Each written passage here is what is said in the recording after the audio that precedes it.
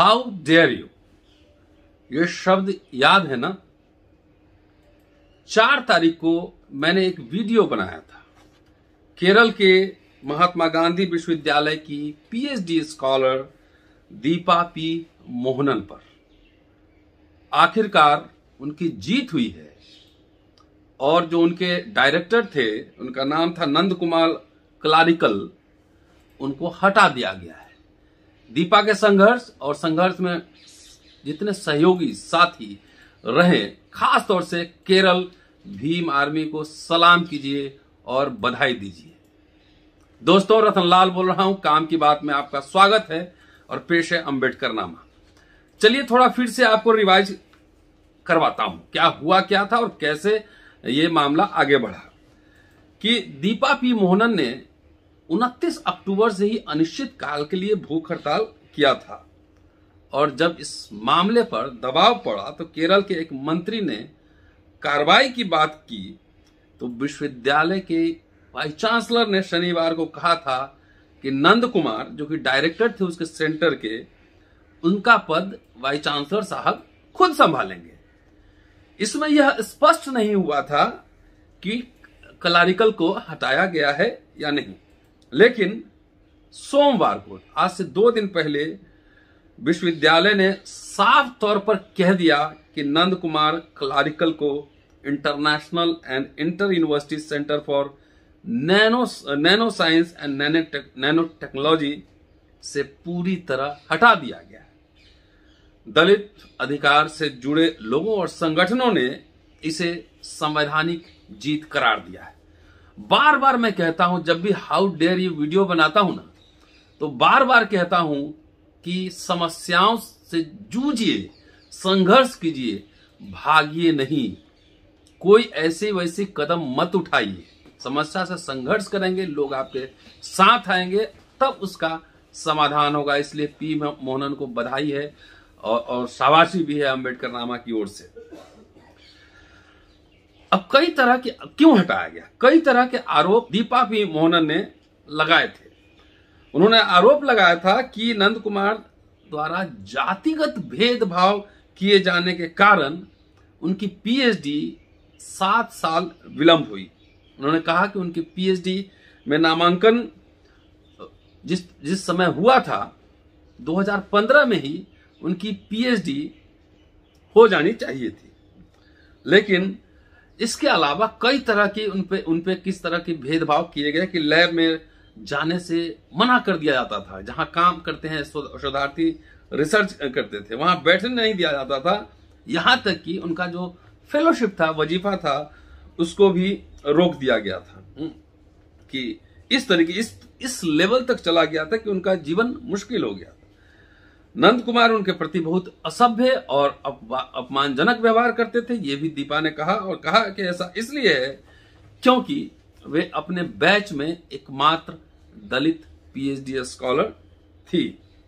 मोहनन ने आरोप लगाया कि क्लारिकल ने शत्रुता पूर्ण व्यवहार के कारण वह अपने शोध के साथ आगे नहीं बढ़ सके। वह मार्च 2011 में इस यूनिवर्सिटी में, महात्मा गांधी यूनिवर्सिटी में IIUCNN जो डिपार्टमेंट है उसमें शोध करता रही, उसमें एमफिल में एडमिशन लिया और 2012 अप्रैल में पाठ्यक्रम पूरा होने के 2 साल बाद 2014 में पीएचडी के लिए उसी विभाग में शामिल हुई।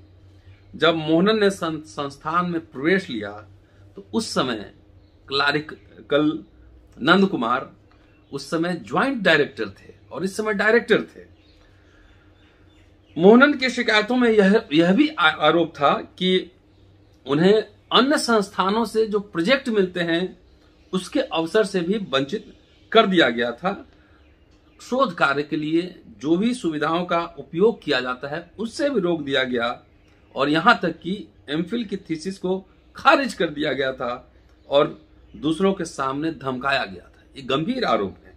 कोई टीचर एक छात्र के साथ ऐसा नहीं कर सकता। 24 साल से मैं भी पढ़ा रहा हूं और हम लोग में, हमारे इतिहास विभाग में तो वैचारिक मतभेद बहुत ज्यादा होते हैं, क्लास में भी होते हैं, लेकिन तब भी हम लोग सारे स्टूडेंट को एक समान देखते हैं। मेरी विचार क्या है, उसके विचार क्या है, ये अलग बात है, लेकिन जो छात्र है उसके मेरिट पे जो काम करता है उसके ऊपर असेसमेंट किया जाना चाहिए।